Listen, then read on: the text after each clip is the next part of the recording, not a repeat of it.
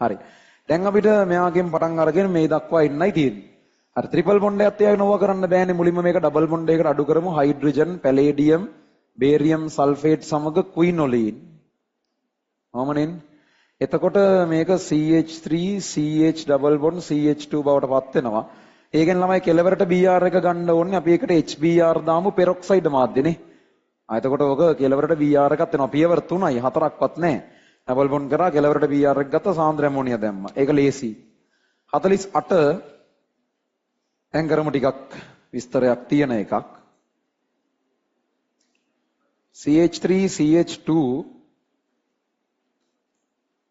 CH2OH කියන කෙනායයි.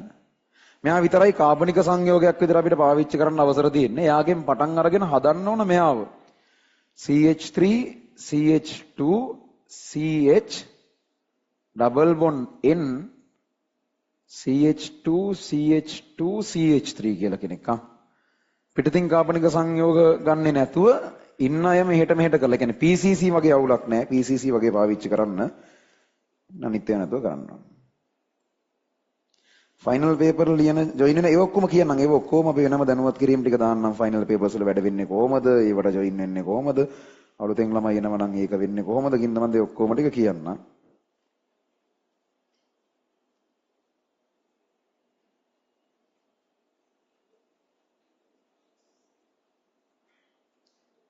මටත් ආසයි දෙමළෙන් ලියලා බලන්න. ඔව් ඉතින් සිංහලෙන් ලිව්වා කියලා ලොකුවට තේරෙන්නේ නැහැ නේද?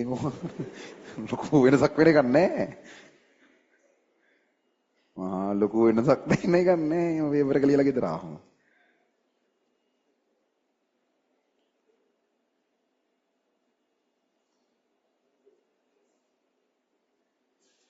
හතලිස් අට මොකදත් ඒ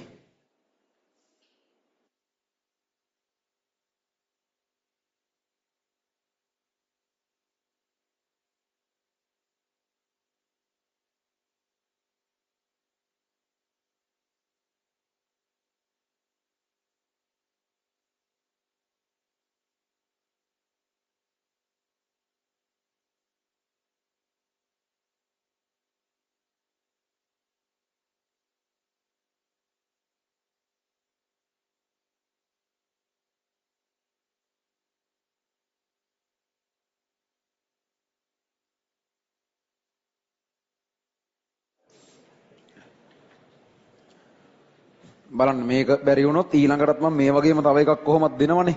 මේ වගේ අර එක ටයිප් එකකට ආවම ඒ ටයිප් එකෙන් දෙක තුනක් අපි කොහොමත් කරනවනේ. ඒතකොට මේකෙදි පුළුවන් තරම් දුර යන්න බලන්න.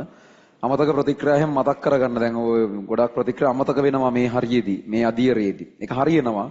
පරිවර්තන ටික පුළුවන් කරගන්න කරන පුරුද්ද තරමට ඒක හරියනවා.